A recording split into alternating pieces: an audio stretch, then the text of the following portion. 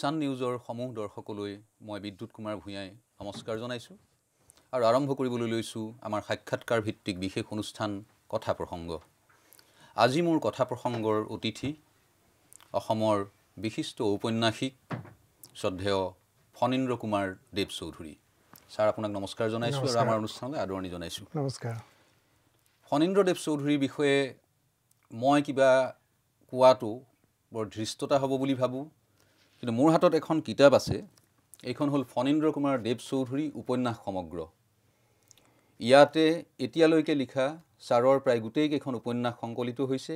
এইখন অসমৰ এটি বিশিষ্ট প্ৰকাশন গোষ্ঠী বনলতাই প্ৰকাশ কৰিছে। আৰু এই কিতাপখনৰ যদি মই বেটুপাতটো লুটিয়াই দিওঁ, ইয়াতে এগৰাকী বিশিষ্ট সাহিত্যিক সাংবাদিক শ্ৰদ্ধেয় হোমেন বৰগোহাঁয়ে কেইটামান কথা ছাৰৰ বিষয়ে উল্লেখ কৰিছে। সেই কথাকেইটাকে মই আপোনালোকলৈ আগবঢ়াব খুজিছোঁ। হোমেন বৰগোহাঁয়ে লিখিছে, দেৱ চৌধুৰী অতি সংবেদনশীল আৰু চিন্তাশীল মানুহ। জীৱনত প্ৰতিটো মুহূৰ্ত যাপন কৰে অতি সচেতনভাৱে। জীৱনৰ প্ৰতিটো অভিজ্ঞতাই এইমাত্ৰ পঢ়ি শেষ কৰা এখন কিতাপ, বাতৰি কাকতৰ এটা বিশেষ খবৰ, কিবা এটা বিষয়ে বন্ধু বান্ধৱৰ লগত হোৱা তৰ্ক বিতৰ্ক, দূৰ অতীতৰ পৰা ভাহি অহা এটা ধূসৰ স্মৃতি, নিজৰ লগত হোৱা কথোপকথন, এই সকলোবোৰেই তেওঁৰ মনৰ মাজত বিচিত্ৰ ভাৱৰ খলকনি তোলে আৰু আনকো সেই ভাৱৰ ভাগ দিবলৈ তেওঁ ব্যগ্ৰ হৈ পৰে। এই উদ্দেশ্যে তেওঁ এটা নিজস্ব মাধ্যম উদ্ভাৱন কৰি লৈছে। সেইটো হৈছে এবিধ নতুন ধৰণৰ গদ্য ৰচনা। গতিকে সেই গদ্য ৰচনাত কি নতুনত্ব এইগৰাকী সাহিত্যিকে অসমীয়া সাহিত্যলৈ আনিছে, সেইখিনি কথাও আমি উন্মোচনৰ প্ৰয়াস কৰিম, চেষ্টা কৰিম। আৰু এই জনপ্ৰিয় উপন্যাসসমূহৰ মাজত আটাইতকৈ জনপ্ৰিয় উপন্যাসখন হৈছে অনুৰাধাৰ দেশ। আৰু তেখেতক চিনাকি কৰি দিবলৈ অনুৰাধাৰ দেশৰ স্ৰষ্টা বুলি ক'লে আন বিশেষণ নিদিলেও মানুহৰ আগত সেই সাহিত্যিকজন উজলি উঠে। আজি আমি সৌভাগ্যৱান যে অসমৰ গ্ৰন্থমেলাৰ বতৰত তেখেতে এই ব্যস্ততাৰ মাজত আমাৰ আমন্ত্ৰণ ৰক্ষা কৰি আমাৰ ষ্টুডিঅ'লৈ আহিছে। আৰু আনন্দৰ কথা যে এইছোৱা সময়ত ছাৰৰ সুকীয়া সুকীয়া বিষয়ৰ 3খন নতুন কিতাপ আপোনালোকৰ কাৰণে আগবঢ়াই দিছে ছাৰে এই গ্ৰন্থমেলাৰ বতৰতে। সেই বিষয়ে আমি কথা পাতিম। মই ছাৰলৈকে প্ৰশ্নটো ঠেলি দিব খুজিছোঁ। এই কৰোণা কালৰ মাজত গ্ৰন্থমেলা হৈছে এখন চৰকাৰী পৃষ্ঠপোষকতাত হোৱা অসম প্ৰকাশন পৰিষদৰ গ্ৰন্থমেলা। আৰু এই বিধ্বস্ত জীৱন যুদ্ধ, তাৰ মাজত মানুহ শাৰীৰিকভাৱেও মৃত্যু হৈছে অজস্ৰ মানুহৰ, আৰু কিছুমান মানুহৰ যেন মানসিক মৃত্যুও হৈছে এই অৱস্থাটোৰ সংকটৰ মাজত। কিন্তু তাৰ মাজত আপোনাৰ দৰে এগৰাকী স্ৰষ্টাই 3খন বিশেষ ধৰণৰ কিতাপ প্ৰায় এইছোৱা সময়তে লিখি উলিয়াইছে। এখন আপোনাৰ পিতৃক লৈ লেখা পিতা, আৰু এখন হ'ল হৃদয় কথা। আৰু এটা আচৰিত কথা, সেইটো হ'ল আমাৰ সৰুতে প্ৰথম যেতিয়া আমি কলমটো লওঁ, কিবা যদি সৃজনীমূলক কথা ভাবোঁ, তেতিয়া সাধাৰণতে পদ্য বা কবিতা এটা ছাৰ আমাৰ ল'ৰা ছোৱালীয়ে জীৱনটো আৰম্ভ কৰে। আপুনি কিন্তু এতিয়া এতিয়া 2021ত আপুনি এখন কবিতা পুথি প্ৰথমবাৰৰ কাৰণে অসমৰ কবিতা প্ৰেমী পাঠক সমাজলৈ আগবঢ়াইছে। এই 3খন কিতাপৰ বিষয়ে চমুকে অকণমান অৱলোকন কৰকচোন আপোনাৰ দৃষ্টিৰে। প্ৰথমতে মই এটা কথা ক'ব খুজিছোঁ আজিৰ সাক্ষাৎকাৰটোৰ সম্পৰ্কত, যে আমি খুব বেছি ফৰ্মেল হিচাপে নাযাওঁ, কেজুৱেল হিচাপে যাম। মই বিদ্যুৎক যিখিনি জানো, বিদ্যুৎ এজন খুব আৱেগিক মানুহ, খুব পেচনেট মানুহ, খুব খেয়ালী মানুহ, আৰু ময়ো নিজকে ভাবোঁ যে তাতকৈ ব্যতিক্ৰম নহয়। গতিকে আমি মনৰ কথা খোলাকৈ ক'ব পৰা তেনেকুৱা এটা পৰিৱেশ আজিৰ এই সাক্ষাৎকাৰত পাম বুলি ভাবিছোঁ। মই অন্য একো প্ৰস্তুত কৰি অহা নাই, কিন্তু মানসিকভাৱে প্ৰস্তুত হৈ আহিছোঁ যে আজিৰ এই অনুষ্ঠানটো ব্যতিক্ৰম হ'ব লাগিব। তাৰ কাৰণে মই বিদ্যুৎক অনুৰোধ কৰিম, আৰু সেয়া হ'ব লাগিব যে আমি মনৰ কথা, মনৰ আৱেগৰ কথা আমাৰ যি আছে, আমাৰ যি জীৱনৰ পেচন আছে, সেই সম্পৰ্কে আমি কথা পাতিবলৈ চেষ্টা কৰিম। মনত যেনেকৈ আহে ঠিক তেনেকুৱা ধৰণে। এতিয়া প্ৰশ্নটোলৈ আহোঁ। অলপতে মই এখন ৰচনা লিখিছোঁ যে কৰোণা বৰ্ষ এইটো কথা লৈ বহুত কথা লিখিছে। মই এটা কথা লিখিছোঁ যে লেখকৰ কাৰণে এই সময়ছোৱা আছিলে সৰ্বশ্ৰেষ্ঠ সময়। মই তেনেকুৱা ধৰণে লিখিছিলোঁ। সেইটো দৈনিক অসমত মোৰ ৰচনাখন প্ৰকাশ পাইছে যে সোণালী বৰ্ষ লেখকৰ কাৰণে। মই কিয় কৈছিলোঁ সেইটো কথা যে লেখকক লিখিবৰ কাৰণে দুটা বস্তুৰ খুব প্ৰয়োজন। প্ৰথম প্ৰয়োজন বুলি মই ভাবোঁ, এটা হ'ল তেওঁক অপৰ্যাপ্ত সময় লাগিব, আৰু দ্বিতীয় লাগিব এক ধৰণৰ যন্ত্ৰণা লাগিব। বিশেষকৈ সৃজনশীল লেখকে এই দুটা বস্তু নহ'লে লিখিব নোৱাৰে। আৰু এই দুয়োটা বস্তুৰে মোটামুটি সমন্বয় ঘটিছে এই কৰোণা কালত। কৰোণা কালত আমি বাধ্য হৈ পৰিছোঁ ঘৰৰ ভিতৰত থাকিবৰ কাৰণে। বেছিভাগ লেখকো ঘৰৰ ভিতৰতে বন্দী হৈ আছে। আমি হয়তো বহু সময় বাহিৰৰ কিছুমান কামত খৰচ কৰিবলগীয়া হ'ল হয়, কিন্তু এতিয়া কৰোণা কালত আমি বাধ্য হৈ ঘৰত থাকিবলগীয়া হোৱাত আমাৰ হাতত কিছু সময় আহি পৰিছে যে নিজৰ সৈতে আলোচনা কৰিবৰ কাৰণে, নিজৰ সৈতে কথোপকথন কৰিবৰ বাবে। আৰু লেখকেতো নিজৰ সৈতে কথোপকথন কৰিয়ে প্ৰকৃততে ৰচনা লিখে, তেওঁ যি সৃষ্টি কৰে। আৰু এক ধৰণৰ যন্ত্ৰণা, এইখিনি সময়ত আমি যন্ত্ৰণাৰ সময়। বহু মানুহে হয়তো মৃত্যু হৈছে, আমাৰ আপোনজনৰ মৃত্যু হৈছে, এক ধৰণৰ অনিশ্চয় জীৱন, আমি নাজানো কাইলৈ কি হ'ব। ঠিক তেনেকুৱা ধৰণৰ যন্ত্ৰণা খবৰ আহি আছে। কোনোবা হয়তো আপোনজনৰ মৃত্যু হৈছে, কিন্তু তেওঁৰ খবৰ ল'বলৈ আমি যাবলৈ পৰা নাই, তেওঁক আমি দূৰৰ পৰা চাব লগা হৈছে। ঠিক তেনেকুৱা এটা যি যন্ত্ৰণা, এই সকলোবোৰ যন্ত্ৰণাই লেখকসকলকো অস্থিৰ কৰি তুলিছে। আৰু মই ভাবোঁ যে লেখকসকলৰ সৃষ্টি তেতিয়াই আটাইতকৈ উৰ্বৰ হৈ পৰে যেতিয়া সেই যন্ত্ৰণাই তেওঁৰ মনৰ ভিতৰখন অস্থিৰ কৰি ৰাখে। আৰু এনেকুৱা এটা বৰ্ষত কেতিয়াও এজন লেখক, সংবেদনশীল আৱেগিক লেখক কেতিয়াও স্থিৰ হৈ থাকিব নোৱাৰে, তেওঁ অস্থিৰ হৈ থাকিব লাগিব। আৰু অস্থিৰতা হ'ল প্ৰকৃততে এনেকুৱা এখন ক্ষেত্ৰ য'ত সৃষ্টি হয়। সেইকাৰণে মই ওলোটাকৈ কৈছিলোঁ যে কৰোণা বিপদজনক যন্ত্ৰণাৰ সময়, কিন্তু লেখকৰ কাৰণে আটাইতকৈ সোণালী বৰ্ষ। এনেকুৱা সুযোগ লেখকৰ কাৰণে সাধাৰণতে নাহে। মই এইখিনি সময়ত লকডাউনৰ সময়ত প্ৰথমতে এটা ভাৱ হৈছিলে যে কি কৰিম এই লকডাউনৰ সময়ত, এটা দ্বিধাগ্ৰস্ততা আহিছিলে। কিন্তু পিছত ভাবিলোঁ যে মইতো মূলতঃ এজন লেখক,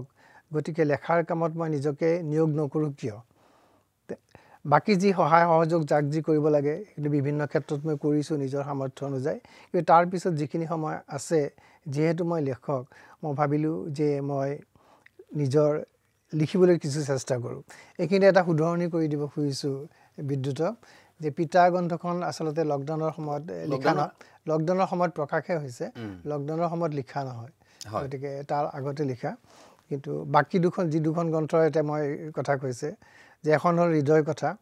এইখন সম্পূৰ্ণৰূপে মই লকডাউনত নিজে কম্পিউটাৰে লিখা। আচলতে এই গ্ৰন্থখনৰ এটা কথা হৈছিলে যে এটা সময়ত মই পাণ্ডুলিপিটো প্ৰস্তুত কৰিছিলোঁ লকডাউনৰ আগতে, কিন্তু কিবা কিবি কাৰণত সেই সম্পৰ্ক মই যাব নাযাওঁ, গোটেই পাণ্ডুলিপিটো মোৰ হেৰাই থাকিলে আচৰিতভাৱে। হেৰাই থাকিলে, গতিকে মোৰ এনেকুৱা হ'ল যে এই কিতাপখন মই পৰিকল্পনা কৰিছোঁ, এতিয়া পাণ্ডুলিপি হেৰাই থাকিলে মই কি কৰা যায়। তো মই ভাবিছোঁ লকডাউনত যিহেতু সময় পাইছোঁ, আৰু যিখিনি মোৰ অ'তটোত লিখি থোৱা আছিলে সেইখিনিক লৈ মই এখন হৃদয় কথা পুনৰ লিখিবলৈ আৰম্ভ কৰোঁ নেকি। মই পুনৰ কম্পিউটাৰত নিজে লিখিবলৈ আৰম্ভ কৰিলোঁ, আৰু এইখন গ্ৰন্থই কিজানি সম্পূৰ্ণৰূপে নিজে কম্পিউটাৰত মই ডিটিপি কৰি লিখা হৃদয় কথাখন এই লকডাউনৰ সময়তে মই লিখি উলিয়ালোঁ। আৰু লকডাউনৰ সময়তে মোৰ বহুতো নিজৰ লগত যে অন্তৰংগ যিটো আলাপ হয়, সেই অন্তৰংগ আলাপটো মোৰ বেছিকৈ হ'ল। বহু যন্ত্ৰণাৰ খবৰ পালোঁ, সামাজিক যন্ত্ৰণা, ব্যক্তিগত যন্ত্ৰণা, তেনেকুৱা ধৰণৰ কথা কিছুমানো ঘটিলে। আৰু মই এটা কথা দেখিলোঁ যে সেই যন্ত্ৰণাক প্ৰকাশ কৰাৰ কাৰণে আটাইতকৈ ভাল কিজানি মাধ্যম হ'ল কবিতা। পূৰ্বতে মই কবিতা লিখিছিলোঁ, এনেকুৱা নহয় যে মই বহুত সৰুৰে পৰাও কবিতা লিখিছিলোঁ, কিন্তু ঠিক মই প্ৰকাশ কৰাৰ ইচ্ছা এটা মোৰ মনৰ মাজত জাগি উঠা নাছিলে। কাৰণ মোৰ নিজৰে ভাৱ হৈছিলে যে মই যি কবিতাবিলাক লিখি আছোঁ সেইবিলাক কিজানি প্ৰকাশৰ উপযুক্ত নহয় নেকি, তেনেকুৱা এটা মনৰ মাজত মোৰ দ্বিধা এটা সংকোচ আছিলে। কিন্তু এতিয়া পৰিণত বয়সত মোৰ ভাৱ হৈছে যে কিছুমান কবিতা লিখিছোঁ, খুব সততাৰে লিখিছোঁ, আৰু নিজে যিটো কথা অনুভৱ কৰোঁ তাকে লিখিবলৈ চেষ্টা কৰিছোঁ। আৰু মই যেতিয়া ফেচবুকত দিছিলোঁ, তাৰ পৰা মই বিভিন্নজনৰ মতামতৰ পৰা এটা কথা উমান পাইছিলোঁ যে সেই কবিতাই লেখক পঢ়ুৱৈক স্পৰ্শ কৰিবলৈ সক্ষম হৈছে, তাত কিবা এটা নতুনত্ব তেওঁলোকে হয়তো বিচাৰি পাইছে। সেইকাৰণে মই ভাবিলোঁ যে লকডাউনৰ সময়ত এই যিবিলাক কবিতা লিখিছিলোঁ তাৰো আগৰ 2-এটা কবিতা আছে, সেই গোটেইখিনি লৈয়ে মই এটা সংকলন নকৰোঁ কিয়। আৰু যেতিয়া গোটেইখিনি মই প্ৰস্তুত কৰি দেখিলোঁ, প্ৰায় কবিতাৰ কিতাপ হিচাপে বেছ ডাঙৰ বুলিহে ক'ব লাগিব, প্ৰায় 200 পৃষ্ঠাৰ এখন কিতাপ হ'ল প্ৰেমৰ যাদুঘৰ। আৰু এয়া গ্ৰন্থমেলাত পঢ়ুৱৈ পাব সেই কিতাপখন। পিতা সম্পৰ্কত আমাৰ হোমেন বৰগোহাঁইৰ এখন কিতাপ আছে পিতা পুত্ৰ বুলি। পিতা পুত্ৰ তেখেতৰ এখন মোৰ ছাৰ মনত পৰে ফ্ৰান্স কাফকাৰ তেওঁ দেউতাকলৈ কিছুমান চিঠি লিখিছিলে, সেই চিঠিবিলাকৰো এটা সংকলন হৈ ওলাইছে এতিয়া। কিন্তু তাত মই পঢ়ি যাওঁতে দেখিছোঁ তেওঁৰ দেউতাকৰ প্ৰতি কিছুমান ক্ষোভ আছিলে, দেউতাকক কিছুমান ক্ষেত্ৰত তেওঁ বেয়া পাইছিলে, ঠিক ধৰণৰ যেন গাইডেঞ্চ তেওঁ বিচৰা ধৰণে পোৱা নাছিলে। গতিকে আমাৰ সাধাৰণতে এটা ভাৰতীয় সভ্যতাত এনেকুৱা কথা আছে যে পিতা ধৰ্ম, পিতা স্বৰ্গ, পিতা হি পৰম তপ, সেনেকুৱা আৰু পিতাই অল ইন অল আৰু একে সুপ্ৰিম কিবা এটা। কিন্তু মই যিমান দূৰ মোৰ ধাৰণা হৈছে আপোনাৰ পিতাত ঠিক তেনেকুৱা এজন পিতাই নহয়, আপুনি অকণমান নিৰ্মোহভাৱে আপোনাৰ দৃষ্টিৰে আপোনাৰ পিতৃক বিশ্লেষণ কৰা যেন মোৰ ধাৰণা হৈছে। সেই বিষয়ে অকণমান আমাক জনাওকচোন। আমাৰ পিতাৰ চৰিত্ৰ আৰু পিতাৰ সৈতে আমাৰ সম্পৰ্কটো অলপমান বেলেগ ধৰণৰ আছিলে। মোৰ কোনোবা পিতাৰ বিষয়ে লিখোঁতে এবাৰ মই লিখিছিলোঁ যে মই আমাৰ পাঠাচাৰকুছিৰ ঘৰত, যিটো মোৰ অৰিজিনেল ঘৰ, য'ত মই পিতাৰ লগত আছিলোঁ। আপুনি ছাৰ দেউতাক পিতা বুলিয়েই মাতিছিলে? পিতা বুলি মাতিছিলোঁ আমি। তো পিতাৰ লগত মোটামুটি আমি 16 বছৰ একেলগে আছিলোঁ। 16 জন্মৰ পৰা 16 বছৰলৈ আমি মোটামুটি একেলগে আছিলোঁ। তাৰপিছততো আমি কলেজলৈ গুচি গ'লোঁ। কলেজত যোৱাৰ পিছত কেতিয়াবা ঘৰত অহা হয়, গতিকে সম্পৰ্কটো কমি যায়। গতিকে প্ৰথম 16 বছৰ আমি তাত আছিলোঁ। আৰু মই বাক্যটো লিখিছিলোঁ এনেকৈ যে সেই 16 বছৰত পিতাৰ লগত কিজানি মই 16 মিনিটো কথা পাতি পোৱা নাই। সেই 16 বছৰ তাৰমানে কিমান কম কথা পাতিছিলোঁ আমি পিতাৰ লগত। খুব সাংঘাতিক, খুব বেছি পিতা ভাত দিছে, পিতা চাহ দিছে, আমাৰ ফালৰ পৰা কথা ঠিক সিমানখিনি। আৰু পিতাই যদি কিবা এটা নিৰ্দেশ দিব লাগে তেতিয়াহে আমাৰ লগত কথা পাতিছিলে। বাকী পিতাৰ লগত আমাৰ তেনেকুৱা কথা বাৰ্তা তেনেকৈ আমাৰ নহৈছিলে। গতিকে পিতা সম্পূৰ্ণৰূপে এজন সামাজিক মানুহ আছিলে। গতিকে সমাজৰ বহুত কামৰ লগত জড়িত আছিলে, খেলা ধূলাৰ লগত জড়িত আছিলে, নাটকৰ লগত জড়িত আছিলে, তেনেকুৱা ধৰণৰ বহুত কথা আছিলে। গতিকে মানুহজন সম্পূৰ্ণৰূপে সমাজৰ মাজত থকা মানুহ। ঘৰৰ লগত সম্পৰ্কটো আপোনালোকৰ পাঠাচাৰকুছি বৃহত্তৰ অঞ্চলটোত জানিছিলে। গতিকে তেনেকুৱা ধৰণৰ কামত ব্যস্ত আছিলে আৰু সাংঘাতিক ধৰণৰ খঙাল আছিলে। কিন্তু পিতা আচল চৰিত্ৰটো মোৰ কি হ'ল, পিতাৰ যেতিয়া মৃত্যু হ'ল, পিতাৰ মৃত্যুৰ পিছতে আমি বস্তু বাহানিবিলাক নিশ্চয় চাম নহয় জানো, গোটেইবিলাক যেতিয়া বস্তু চালি জাৰি চালোঁ, তেতিয়া দেখিলোঁ পিতাৰ এখন ডায়েৰী আছে। যিটো কথা আমি কেতিয়াও কল্পনাই কৰা নাছিলোঁ যে পিতাই এখন ডায়েৰী লিখিব পাৰে। কাৰণ পিতাক ঠিক তেনেকুৱা ধৰণৰ ওপৰত আমি কল্পনাই কৰা নাই যে ক'ৰবাত ডায়েৰী লিখিব, কিবা লিখি থৈ দিব। ঠিক তেনেকুৱা ধৰণৰ কথাবিলাক আমি কেতিয়াও দেখা নাছিলোঁ, ভবা নাছিলোঁ। কিন্তু মৃত্যুৰ পিছত যেতিয়া সেইটো দেখিলোঁ, যেতিয়া মই ডায়েৰীখন পঢ়ি গৈছোঁ, আচলতে মোৰ চকু পানী ওলাই আছে। আৰু বহুতে সেই কথাটো লক্ষ্য কৰিছিলে। বহুতে ভাবিছিলে যে পিতা যে হেৰাই গ'ল, পিতাৰ যে মৃত্যু হ'ল, সেই দুখতে মই কান্দি আছোঁ। কিন্তু যদি সঁচাকৈ যদি মই ভাবি চাওঁ, তেতিয়া একজেক্টলি সেই দুখত নহয়। কাৰণ পিতাৰ এনেকুৱা এটা ৰূপ আছিলে, কোমল ৰূপ আছিলে, যিটো ৰূপ আমি দেখা নাছিলোঁ জীৱনকালত। পিতাৰ কিছুমান আশা আকাংক্ষা আছিলে যে তেওঁ ডক্টৰ হ'ব খুজিছিলে, আৰু তেওঁৰ সেই বুদ্ধিবৃত্তিও ভাল আছিলে বেছ। কিন্তু আমাৰ ঘৰুৱা অৱস্থা তেনেকুৱা নাছিলে যে তেওঁক এজন ডাক্তৰী হিচাপে পঢ়াব, হায়াৰ ষ্টাডিৰ কাৰণে তেনেকুৱা নাছিলে। পিতাই সেইবিলাক কথা লিখি থৈ গৈছে। তেতিয়া মানে মোৰ সঁচাকৈ সেইবিলাক কথা পঢ়ি চকুৰ পানী ওলাইছিলে। আৰু পিতাৰ জীৱনটো বহুত সংগ্ৰামৰ আছিলে। সেইবিলাক কথা বাৰু ইমান মই কিতাপখনত লিপিবদ্ধ হৈ আছে। সেই ডায়েৰীৰ কথাৰ আলমত মই ভাবিলোঁ যে পিতা বহুত আত্মহত্যা কৰাৰ এটা দৃশ্য আছিলে, সেইটো মই নিজে সাক্ষী আছিলোঁ, চেষ্টা কৰিছিলে সেইটো। গতিকে এনেকুৱা ধৰণৰ মানে যন্ত্ৰণাৰ মাজেৰে এটা জীৱন যাপন কৰিছিলে, যিবিলাক কথা আমি সৰুকালত ভালদৰে বুজা নাছিলোঁ। কিন্তু ডায়েৰীত যেতিয়া এই কথাবিলাক পঢ়িলোঁ, মই ভাবিলোঁ যে পিতাৰ কথাখিনি মই কিছু কথা পোহৰলৈ লৈ অহা উচিত। আৰু যিজনক আমি সৰুতে এজন খঙাল মানুহ, বাহিৰৰ মানুহ তেনেকুৱা ধৰণে থৈ দিলোঁ। আৰু শৈশৱৰ আমাৰ কিছু বছৰৰ কাৰণে 3-4 বছৰ বা 5 বছৰমানলৈ পিতা আচলতে নাগাপাহাৰত আছিলে, তাতে কাম কৰিছিলে সেইটো। গতিকে ঘৰত কেতিয়াবা এবছৰ মূৰত আহিছিলে। গতিকে পিতাৰ লগত আমি যে সেইজন যে আমাৰ পিতা আমি ভবাই নাছিলোঁ। যেন অচিনাকি মানুহ কেইদিনমানৰ কাৰণে ঘৰত আহিছে, পুনৰ চাকৰিত গুচি গৈছে, তেনেকুৱা এজন মানুহ আছিলে। ব্যক্তিগত এটা সম্পৰ্ক গঢ় লৈ উঠাৰ সুযোগেই নাছিলে। কিন্তু ডায়েৰীখনে মৃত্যুৰ পিছত পিতাক যেন আৰু ওচৰলৈ লৈ আহিলে আমাৰ। আৰু তেতিয়া অনুভৱ কৰিলোঁ যে এখন কিতাপ মই লিখা উচিত কিবা হেৰিত আৰু এখন উপন্যাসৰ নিচিনাই ঘটনা তেনেকুৱা ধৰণে মই কিতাপখনৰ পৰিকল্পনা কৰিলোঁ গতিকে এইখন পিতাৰ যিটো প্ৰশস্তি গ্ৰন্থ হয় অন্য মানুহে যেনেকুৱা ধৰণে পিতাৰ বিষয়ে লিখে ঠিক তেনেকুৱা এখন গ্ৰন্থ নহয় সেইটো কথা মোক বহুতে কৈছে আৰু মই নিজেও অনুভৱ কৰিছোঁ আৰু বহু মানুহৰ লেখকৰ লেখা আনি যে অভিনন্দন গ্ৰন্থৰ নিচিনা কৰে আজিকালি ঠিক তেনেকুৱা ধৰণৰ নহয় আমাৰ মনৰ মাজত যি অনুভৱ তেনেকুৱা ধৰণৰ দৃশ্যবোৰ দেখি পিতাৰ জীৱনৰ আমি আলোড়িত হৈছিলোঁ তেনেকুৱা ধৰণৰ কথাবিলাক তাত লিপিবদ্ধ কৰিবলৈ চেষ্টা কৰা হৈছে আৰু পিতাৰ ডায়েৰীতনো কি লিখি গৈছে তাৰে কিছু অংশ তাত প্ৰকাশ কৰা হৈছে ডায়েৰীখনতে ছাৰ আটাইতকৈ যদি ক'ৰবাত কাৰোবাৰ পৰা কিবা গোপনো কৰিছে ডায়েৰীখনত সদায় থাকিব মই সদায় এটা কথা কওঁ এটা কথা মই লিখিছোঁ ক'ৰবাত যে মই সদায় আত্মজীৱনীতকৈ ডায়েৰীক বেছি গুৰুত্ব দিওঁ কাৰণ আত্মজীৱনীক মই এনেকুৱা ধৰণে কল্পনা কৰিছোঁ আত্মজীৱনী বস্তুটো হ'ল এনেকুৱা যে দৰা আহিছে দৰাক দেখুৱাবলৈ ছোৱালীজনীক দে আমি ধুনীয়াকৈ সজাই পৰাই লৈ ছোৱালীজনীক আমি প্ৰদৰ্শন কৰোঁ আত্মজীৱনীটো বস্তুটো হ'ল আচলতে তেনেকুৱা তুমি জীৱনৰ বহুত বস্তু ছোৱালীজনীৰ হয়তো ক'লা দাগ এটা আছে আমি দাগটো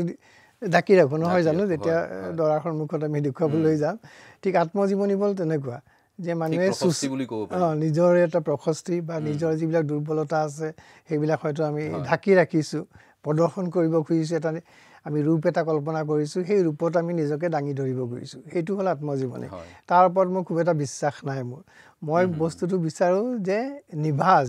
নিজৰ ওচৰত মানুহজন কেনেকুৱা তেওঁ কেনেকুৱা ধৰণে দেখিছে আৰু নিভাঁজ ৰূপটো ফুটি উঠে মানুহৰ ডায়েৰীত তাতেহে মানুহে সঁচা কথাখিনি লিখে সঁচা অনুভৱ লিখে তেনেকুৱা ধৰণৰ নিজৰ সন্তানৰ ওচৰত ছাৰ বেছিভাগ বিশেষকৈ আমাৰ মধ্যবিত্তীয় সমাজত দেউতাকসকলে এটা খঙাল আদৰ্শ ৰূপ এটাই দেখুৱাই থাকে যাতে মোৰ ল'ৰাটো পোন বাটেৰে যায় আমাৰ সেইটো এটা ধাৰণা আছিলে তাৰ ভিতৰত এনেকুৱা অন্য এজন মানুহ আছে যে সেইটো কোমল মানুহ সেইটো কথা আমি উপলব্ধি কৰিব পৰা নাছিলোঁ সেইটো আৰু সেইটো যেতিয়া আৱিষ্কাৰ কৰিলোঁ পিতাৰ প্ৰতি আকৰ্ষণটো আমাৰ শ্ৰদ্ধাটো বেছি হৈ গ'ল কিন্তু আফটাৰ হিজ ডেথ সেইটো বস্তু আৰু সেইকাৰণে পিতাৰ সৃষ্টি হ'ল আচলতে এটা মানুহ আমি পাটাচাৰকুছিৰ প্ৰসংগটো আপুনিয়ে উলিয়াইছে ময়ো সুধিব খুজিছোঁ যে পাটাচাৰকুছি আপোনাৰ জন্মঠাই গতিকে আন এটা আনুষংগিক প্ৰশ্ন আপোনাৰ দেউতাৰ কথা মতে তাৰ লগত সাদৃশ্য থাকিব কিন্তু আমি পাৰ হৈ যোৱাৰ আগতেই চুটিকৈ মাতৃগৰাকীক আঁতৰাই থ'ব নোখোজোঁ কাৰণ কেতিয়াবা বেছিভাগ ক্ষেত্ৰতে দেউতাকতকৈ মাকজনী বেছি কাষৰ হয় মাকৰ বুকুৰ গাখীৰ খাই সন্তানটো ডাঙৰ হয় গতিকে মাকৰ লগত এটাচমেণ্টটো পেটত ইমান মাহ থকাৰ বাপেকটো আছে হয়তো নগাপাহাৰত চাকৰি বা অন্য বাপেকবিলাকৰ তেনেকুৱাই বাহিৰখনত থাকে গতিকে এই যিটো মাতৃগৰাকীৰ সৈতে আপোনাৰ সম্বন্ধ আৰু এটা কথা লগতে মই সংযোগ কৰি দিওঁ যে আমাৰ গ্ৰাহাম বেলে কৈছিলে এষাৰ কথা যে childhood is my bank balance আপুনি আপোনাৰ ক্ষেত্ৰতো পাটাচাৰকুছিৰ শৈশৱ কালছোৱাক আপুনি আপোনাৰ জীৱনৰ বিশেষকৈ সাহিত্য জীৱনৰ বেংক বেলেঞ্চ বুলি ভাবিব পাৰেনে নিশ্চয়কৈ বাৰু যদি তুমি মাতৃ কথাখিনি অনাৰ লগে লগে মই কথাখিনি অলপমান ক'বৰ মন গৈছে মাতৃ কথাখিনি মাতৃটো কেনেকৈ মোৰ মাতৃ হ'ল সেইটো এটা আচৰিত ধৰণৰ কথা আৰু সেই কথাটোকে মই মোৰ কথাত লিখিছোঁ সেইটো আপুনি ছাৰ এটা ভাষণতো আপুনি এবাৰ দিছিলে আৰু ইমান সুন্দৰকৈ আপুনি কৈছিলে যে শেষত ধাক্কাটো দিছিলে দি মানে সেই কথা কওঁতে মানে এখন সভাত মানে সেই কথাখিনি ক'বলৈ মই কান্দি দিছিলোঁ মই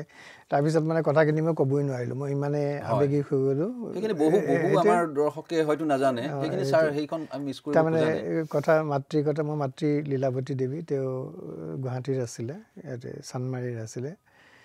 তেওঁৰ আচলতে সেইটো ঘৰতে যিটো ঘৰত ডাঙৰ দীঘল হৈছিলে সেইটো ঘৰৰ ওপৰত আছিলে ত্ৰৈলোক্য দত্ত ৰুনুমী ভট্টাচাৰ্য তেওঁলোক আছিলে তাৰ তলত আছিলে মাহঁত আছিলে সেইটো মাৰ বিয়া ঠিক হৈছিলে বেলেগ এজন ল'ৰাৰ লগত আমাৰ পিতাৰ লগত হোৱা নাছিলে সেইটো পিতা বিয়া খাবলৈ গৈছিলে সেইদিনা পিতা কলেজৰ ছাত্ৰ আছিলে কটনত পঢ়ি আছিলে সেইখিনি সময়ত আৰু যিজন ল'ৰাৰ লগত বিয়া হোৱাৰ কথা আছিলে সেই ল'ৰাজনে পিতাক দৰা ধৰা হিচাপে মাতিছিলে গতিকে পিতা দৰা ধৰা হ'বলৈ আচলতে আমিনগাঁৱলৈ গৈছিলে দৰা হ'বলৈ যোৱা নাছিলে দৰা অহা কথা আছিলে পাঠশালাৰ পৰা ট্ৰেইনত সকলো মানুহ গৈ তাতে উত্তৰ গুৱাহাটী তাতে পাণ্ডুত নেকি পাণ্ডুত নে আমিনগাঁও হ'ব চাগে ৰেলৱে ষ্টেচনত ৰৈ আছিলে ৰাতি পিতাহঁত গুৱাহাটীৰ পৰা গৈছে ট্ৰেইনখন আহিলে কিন্তু ট্ৰেইনখনৰ দৰাজন অহা নাই তেতিয়া কোনো নাজানে যে কিয় নাহিলে কি নহ'লে কোনেও গম নাপায় কিন্তু কইনা ঘৰত হুলস্থুল লাগিলে মাক ফিট হৈ গ'ল দেউতাক ফিট হৈ গ'ল ঠিক এনেকুৱা এটা অৱস্থা মানে যে এতিয়া ছোৱালীজনীৰ কি হ'ব আৰু তেতিয়া মানে ব্ৰাহ্মণৰ এটা কি আছিলে যে সেই ৰাতিৰ ভিতৰতে যদি বিয়াখন দিব নোৱাৰে তেতিয়াহ'লে সেই ছোৱালীজনী বিধৱা হিচাপে ঘোষণা কৰিব সেই বিধৱা হিচাপে থাকিব লাগিব গতিকে সূৰ্য উদয় হোৱাৰ আগতে সেই ছোৱালীজনী বিয়া হ'ব লাগিব এই ব্ৰাহ্মণৰ মাজত তেনেকুৱা এটা নিয়ম তেতিয়া আছিলে আজিকালি আছেনে নাই মই নাজানো গতিকে তাত এটা হাহাকাৰ লাগিলে আৰু পিতাহঁতৰ বন্ধু আছিলে দৰাজন কিয় নাহিলে কোনেও নাজানে তেতিয়া তাত যিখিনি আমাৰ সেই অঞ্চলৰ মানুহ আছিলে সেই অঞ্চলৰ মানুহে সুধিলে যে ইয়াত কোনোবা আছে নেকি যিয়ে মানে এই ছোৱালীজনী মানে পানী গ্ৰহণ কৰিব পাৰিব তেনেকুৱা হেৰিটো সকলোতো এতিয়া কলেজৰ ল'ৰা না মাক দেউতাকক নুসুধাকৈ কোনেও কৰিবও নোৱাৰে তেনেকুৱা এটা বয়স নহয় জানো আৰু এনেকুৱা এটা পৰিৱেশত এজনী ছোৱালী অচিনাকি ছোৱালীক গৈ বিয়া কৰাই লৈ যাব সেইটোতো সাধাৰণতে কোনেও কৰিব নিবিচাৰে বিয়া লগত যোৱা আৰু বিয়া পতা সেই বেলেগ কথা তাৰপিছত তাত আছিলে হেৰি আছে বাণী প্ৰকাশৰ চক্ৰ চৌধুৰী আছিলে সেই আমাৰ পাটাচাৰকুছিৰ যিটো গ্ৰুপ পিতাহঁতক যিয়ে লৈ গৈছিলে তেখেত আছিলে বাণী প্ৰকাশৰ এই হেৰি মালিক তেখেত আছিলে তেওঁলোকৰ লগত আলোচনা কৰি পিতাই মানে ঘোষণা কৰিলে যে মই ছোৱালীজনীক বিয়া কৰাম তাৰপিছত চবে বুজালে যে পাটাচাৰকুছিত মানে মাক দেউতাকে গ্ৰহণ কৰিবনে নকৰে কৈছিলে মই ভাবি চাই দেখিছোঁ যে এইটো ছোৱালীজনীক উদ্ধাৰ কৰাটো আৰু আমাৰ ঠাইখনৰ যিটো বদনাম হ'ল সেইটোৰ কাৰণে এই ছোৱালীজনীক মই বিয়া কৰাটো মোৰ দায়িত্ব তাৰ কাৰণে জীৱনত যি হয় মোৰ হ'ব গতিকে সেই ছোৱালীজনীক বিয়া কৰা পিতা লৈ গ'ল পাটাচাৰকুছিত প্ৰথমতে সোমাব নিদিলে আমাৰ ঘৰততো সোমাব নিদিয়ে আৰু ক'ৰ কলেজত পঢ়ি আছে তাৰ পৰা ৰাতি এজনী ছোৱালী লৈ গৈছে তেনেকুৱা ধৰণৰ ঘটনা এটা হৈছেতো গতিকে প্ৰথমতে বাহিৰতে পাটাচাৰকুছিৰ পৰা দূৰত বেজকুছিৰ ওচৰত বুলি এখন ঠাই আছে তাৰ ওচৰতে পিতাহঁতক তাৰপিছত সোমাব নিদিয়ে পাটাচাৰকুছিত তাৰপিছত অ'ত ত'ত কৰি হৈ আল্টিমেটলি ছেটেল হৈ গ'ল বস্তুটো সেই হৈ তাৰপিছত সেই ছোৱালী যিগৰাকী বেলেগৰ লগত বিয়া হোৱাৰ কথা আছিলে ঘটনাক্ৰমে পিতাৰ লগত বিয়া হ'ল তেওঁ হ'ল মোৰ মাতৃ গতিকে তেনেকুৱা এটা মানে বিপৰ্যয়ৰ মাজেৰে যোৱাৰ কাৰণে তেওঁৰ কিছুমান হেৰিও হৈছিলে আৰু গ্ৰহণযোগ্যতাৰ তেনেকুৱা ধৰণৰ কথাও থাকে সেই কথা মানে হৃদয় কথা যিহেতু মোৰ এখন আত্মজীৱনীমূলক উপন্যাস তাৰ কাৰণে মাৰ জীৱনত কি হৈছিলে তাৰ কিছু কথা উল্লেখ এই হৃদয় কথাত আছে কাৰণ হৃদয় কথা নামৰ এইবাৰ যিখন আত্মজীৱনীমূলক উপন্যাস মোৰ প্ৰকাশ হৈছে সেইখনত মই শৈশৱৰ পৰা কৈশোৰলৈ মোৰ কিছুমান ঘটনাৰ স্মৃতি আনিছোঁ আৰু তাত মাৰ এটা ৰূপ এই ঘটনাটোৰ কাৰণে মাৰ যে কিছুমান জীৱনত মানে ঘটনা ঘটিছিলে কিছুমান আহিছিলে আৰু মানে সাংসাৰিক যেনেকুৱা হওঁ তেনেকুৱা ধৰণৰ ঘটনা সেই কথাবিলাক ইয়াত মই খোলাকৈ অলপমান লিখিবলৈ চেষ্টা কৰিছোঁ তুমি যে ক'লা যে মানে সন্তানৰ মাক যিগৰাকী মাকৰ গাখীৰ খায় শুনি আচৰিত হ'বা যে মোৰ মাতৃ মোৰ জন্মৰ পিছতে অসুস্থ আছিলে মই এগৰাকী বুঢ়ী মানুহৰ আইতা বুলি কওঁ তেওঁৰ লগতে মই আছিলোঁ তেওঁৰহে মই মানে বুকুত থাকিবলগীয়া হৈছিলে মানে মাতৃৰ স্তনপান কৰি নহয় মানে যিটো সাধাৰণতে ঘটে সেই কথাখিনি মই এই হৃদয় কথা নামৰ যিখন আত্মজীৱনীমূলক উপন্যাস আছে তাতে এই কথাখিনি তাত লিখা আছে সেইটো গতিকে হৃদয় কথাৰ কাহিনীও আচলতে সেই কাহিনী বুলিয়ে ক'ব পাৰি যে মোৰ শৈশৱকালটো কেনেকৈ পাৰ হ'ল আৰু কৈশোৰত মই যিটো যৌৱনৰ যিটো মানে হেৰি হয় মানুহৰ উপলব্ধি হয় এটা সময়ত হয় কিছুমান ঘটনা থাকে যাৰ কাৰণে সেই উপলব্ধিটো আহে কৈশোৰৰ পৰা হঠাতে মানুহে যুৱক যে হ'ল সেই কথাটো গম পোৱা যায় এই তেনেকুৱা ধৰণৰ উপলব্ধিক লৈ হৃদয় কথা কিতাপখন লিখা হৈছে এতিয়া আপুনি ছাৰ পাটাচাৰকুছিত পঢ়া শুনাৰ ক্ষেত্ৰলৈ যদি চাওঁ পাটাচাৰকুছি বিদ্যাপীঠৰ পৰা আপুনি মেথমেটিক্স আৰু ফিজিক্সত যি দুটা আমি সাধাৰণতে আটাইতকৈ কঠিন ছাবজেক্ট বুলি ভাবোঁ হয় অংকত গাধা হৈ ল'ৰাজন ফিজিক্সৰটো প্ৰশ্ন নাই মই ফিজিক্স ছাৰ মোৰো আছিলে দৰং কলেজত মই শেষত এৰি দিছিলোঁ ইমান টান পাইছোঁ ডক্টৰ মহেন্দ্ৰ বৰা আছিলে আমাৰ অধ্যাপক আপুনি এই দুটা বিষয়ত ডিষ্টিংশ্যন সহ উচ্চতৰ মাধ্যমিক উত্তীৰ্ণ হৈছে ইন 1971 তাৰপিছত দুইটাই মোৰ সাংঘাতিক প্ৰিয় বিষয় এতিয়াও প্ৰিয় বিষয় হয় এইটো আচলতে বিৰল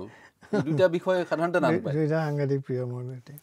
তাৰপিছত আপুনি গুচি গ'ল বেনাৰস হিন্দু ইউনিভাৰ্চিটিলৈ বেনাৰস হিন্দু ইউনিভাৰ্চিটিৰ কথা বেলেগ ক'ব লগা নাই বেনাৰস হিন্দু ইউনিভাৰ্চিটি এনে এখন ইউনিভাৰ্চিটি তাত আমাৰ ধাৰণা হয় যে হিন্দু ইউনিভাৰ্চিটি অকল হিন্দু মানুহ থাকে সেইটো নহয় তাত মুছলিমো থাকে শিখো আছে তেওঁলোকৰ খোৱা বোৱা হয়তো বেলেগ ধৰণে হয় কেতিয়াবা সেইবিলাকো উদাৰতাটো আছিলে আৰু সেই বেনাৰস হিন্দু ইউনিভাৰ্চিটিতে পঢ়িছিলে ডক্টৰ ভূপেন হাজৰিকাই তাতেই তেওঁ এখন ক্ষুদ্ৰ ভাৰতবৰ্ষ দেখা বুলি কৈছিলে আৰু সেই বেনাৰস হিন্দু ইউনিভাৰ্চিটিত এবাৰ ঠিক অশোক কুমাৰৰ নিচিনা ডেকা বয়সত চুলি তুলি ওপৰত ঢৌপ তুলি বুলেট এখন চলাই গৈ পেলাই ওলাইছিলে কি বিষ্ণু ৰাভা তেনেকুৱা কিছুমান অধ্যায়ো আছে গতিকে বেনাৰস হিন্দু ইউনিভাৰ্চিটিত আপুনি প্ৰথম বিভাগত ইঞ্জিনিয়াৰিঙৰ ডিগ্ৰী লাভ কৰিছে সেই সময়ৰ বেনাৰস হিন্দু ইউনিভাৰ্চিটিৰ পৰিৱেশৰ বিষয়ে আমি চুটিকৈ অকণমান জানিব খুজিম আৰু সেই চোৱা সময়তে আপুনি ক'ৰবাত উল্লেখ কৰিছিলে যে কলিকতাত নক্সাল আন্দোলনে আপোনালোকক তেতিয়া স্পৰ্শ কৰিছিলে আমাৰ ৰিণিকি মনত পৰে যে নক্সালবাৰী লাল চালাম এনেকুৱা ধৰণৰ ৱাল লিখন কিছুমান হৈছিলে ৰঙাকে লেখে আৰু বিভিন্ন হত্যাকাণ্ডও সেই সময়ত হৈছিলে কলিকতাত ভূপেন্দ্ৰাৰ কিছুমান ৰচনাটো দেখা যায় আপুনি বেনাৰসত পঢ়ি থাকোঁতে আপোনাক কেনেকৈ নক্সাল আন্দোলনটোৱে স্পৰ্শ কৰিছিলে সেই বিষয়ে অকণমান সেই পৰিৱেশটোৰ বিষয়ে অকণমান অৱলোকন কৰকচোন মই দুটা কথা ক'ব খুজিছোঁ ভূপেন হাজৰিকা নামটো কোৱাৰ কাৰণে আমি প্ৰথম যেতিয়া গৈছিলোঁ ভূপেন হাজৰিকা বা আমাৰ দেৱকান্ত বৰুৱা বিষ্ণু ৰাভাৰ কথাটো ক'লা এই তিনিজনটো তাৰে প্ৰখ্যাত লোক যে তাত আমি বেনাৰসত তেখেতৰ বিষয়ে শুনিছিলোঁ তেওঁলোকৰ আমি তাত এগৰাকী মানুহ আছিলে ব্যক্তি এটা পৰিয়াল আছিলে আচলতে পৰিয়ালটো হ'ল কুমুদ দাস তেখেত এগ্ৰিকালচাৰেল ইউনিভাৰ্চিটি যিটো বেনাৰসৰ তাৰে খুব সম্ভৱ তেখেত মুৰব্বী আছিলে পষ্টটো মই কি নাজানো এতিয়া পাহৰি গৈছোঁ তেখেত তাৰ মুৰব্বী আছিলে আৰু সাধাৰণতে গোটেইবিলাক অসমীয়া মানুহ গৈ তেখেতসকলৰ ঘৰত গোট খায় সন্ধিয়া সময়ত সদায় গোট খায় আৰু প্ৰথম অৱস্থাত কি হয় ৰেগিং হয় আৰু ৰেগিঙৰ সময়ত সকলোৱে পলাই গৈ তেওঁলোকৰ ঘৰত আশ্ৰয় লয় আমি যেতিয়া প্ৰথম আশ্ৰয় ল'বলৈ গৈছিলোঁ তেতিয়া সেই কুমুদ দাসৰ পৰিয়ালটোৱে আমাক কৈছিলে কুমুদ দাসৰ পৰিয়ালটো কওঁতে আৰু এটা মই উদাহৰণে দি থ'ব পাৰোঁ কুমুদ দাসৰ পৰিয়ালৰ বোৱাৰী হ'ল আমাৰ ডক্টৰ অমৰজ্যোতি চৌধুৰীৰ ভনীয়েক অনুৰাধা দাস পৰিয়াল আমি তাতেই প্ৰথমতে লগ পাইছিলোঁ তেওঁলোকক এনিৱে কুমুদ দাসে আমাক কৈছিলে যে ভূপেন হাজৰিকাই সদায় আবেলি পৰত সন্ধিয়া আহি ইয়াতে গীত গাইছিলে আমাৰ সময়ততো নহয় এইটো আগত মানে সদায় আমি যেনেকৈ গৈছিলোঁ তেওঁলোকৰ তাত সদায় মানে আবেলি ভূপেন হাজৰিকা সন্ধিয়া গৈছিলে আৰু সন্ধিয়া গৈ সদায় তাতে আড্ডা আৰু সদায় মানে হাৰমনিয়াম এটা ল'ব আৰু গীত গাব তেনেকুৱা ধৰণৰ পৰিৱেশ দেৱকান্ত বৰুৱাক আমি কোনোবা এখন সভাত লগ পাইছিলোঁ আৰু বিষ্ণু ৰাভাকতো সৰ্বপল্লী ৰাধাকৃষ্ণনে তাতে কিবা এটা নৃত্য কলাগুৰু উপাধি দিয়া বুলি এটা কথা আছে তাত নৃত্য প্ৰদৰ্শন কৰাৰ পিছত সেইবিলাক আমি তাত শুনিছিলোঁ আৰু বহু কথা নক্সালৰ কথাটো আহিব যে মই 1971 যেতিয়া গ'লোঁ তেতিয়া কলিকতাত নক্সালৰ দমন কৰিবৰ কাৰণে চৰকাৰৰ ফালৰ পৰা যিটো কৰিছিলে বহুত মাৰপিট হৈছিলেতো বহুত মানুহ ল'ৰা ছোৱালীক বিচাৰি হত্যা কৰা হৈছিলে হেৰিটো আৰু হত্যা কৰাৰ সময়ত কি হৈছিল যিবিলাক মানে মধ্যবিত্ত ঘৰৰ প্ৰতিভাৱান ল'ৰা আছিলে সেই ল'ৰাবিলাক চব বেনাৰসলৈ আহিছিলে পঢ়িবৰ কাৰণে চব পলাই কাৰণ তাত কলিকতাৰ মানে শিক্ষা ব্যৱস্থা ধ্বংস হৈ গৈছিলে অকল শিক্ষা ব্যৱস্থা ধ্বংস হয় নহয় সমাজ ব্যৱস্থা ধ্বংস হৈছিলে জীৱনৰ নিৰাপত্তা বিশেষকৈ ডেকাসকলৰ নোহোৱা হৈ গৈছিলে তেওঁলোকক কাৰণ ডেকাসকলে বেছি আগভাগ লৈছিলে নক্সালবাৰী আন্দোলনত গতিকে তেওঁলোকৰ নিৰাপত্তা নোহোৱা হৈ গৈছিলে পুলিচে য'তে ত'তে গুলি কৰি মাৰিছিলে গতিকে তেওঁলোক গৈ তাত বেনাৰসত উপস্থিত হৈছিলে আৰু বেছিভাগেই আমাৰ ইঞ্জিনিয়াৰিং কলেজৰ বহুতেই ছাত্ৰ আছিলে গতিকে প্ৰাক্তন নক্সাল তেনেকুৱা ধৰণৰ আমি বহুত কেইজন তেনেকুৱা পাইছিলোঁ কোনোবা হয়তো নক্সালৰ তাতে পত্ৰিকা সম্পাদক আছিলে তেনেকুৱা ধৰণৰ বা কোনোবা হয়তো কোনোবা এজন মানুহ হত্যা কৰি আহিছে ক'ৰবাত বোম দি আহিছে ঠিক তেনেকুৱা ধৰণৰ গতিকে আমাৰ কলেজৰ এটা মূল বিষয় হৈ পৰিছিলে সদায় সন্ধিয়া আৰু আমাৰ কি হয় অসমীয়া লোকসকল বাহিৰত সাংস্কৃতিকভাৱে বা ভাষাগতভাৱে আমাৰ বঙালী মানুহৰ লগত সম্পৰ্কটো বেছি গঢ় লৈ উঠে সহজতে গঢ় লৈ উঠে আৰু তাত এটা কথা আছিলে যে বিভিন্ন প্ৰদেশৰ কাৰণে মেচ থাকে খানাবিলাক তেনেকৈ হয় যিহেতু পাঞ্জাবী মেচ এইটো চাউথ ইণ্ডিয়ান মেচ তেনেকুৱা ধৰণৰ আৰু অসমীয়া আৰু বঙালীৰ মেচ আছিলে এটাই আছিলে গতিকে আমি তেনেকৈও গোটেইবিলাক একেলগ হৈছিলোঁ আৰু সেই হোৱাৰ কাৰণে কি হৈছিলে তেওঁলোকৰ আছিলে নক্সাল বেকগ্ৰাউণ্ড গতিকে নক্সাল বেকগ্ৰাউণ্ড হোৱাৰ কাৰণে সেই নক্সাল আন্দোলনৰ বিষয়ে সদায় আমাৰ তাত আলোচনা হৈছিল বেনাৰস হিন্দু ইউনিভাৰ্চিটিত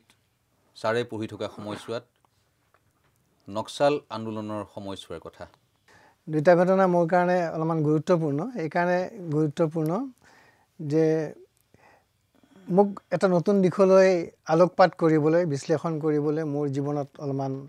সুযোগ এটা পাইছিলোঁ বা বাধ্য হৈ পৰিছিলোঁ সেইখিনি সময়ত পশ্চিমবংগৰ পৰা যিসকল নক্সালৰ লগত সম্পৰ্ক থকা লোক আহিছিলে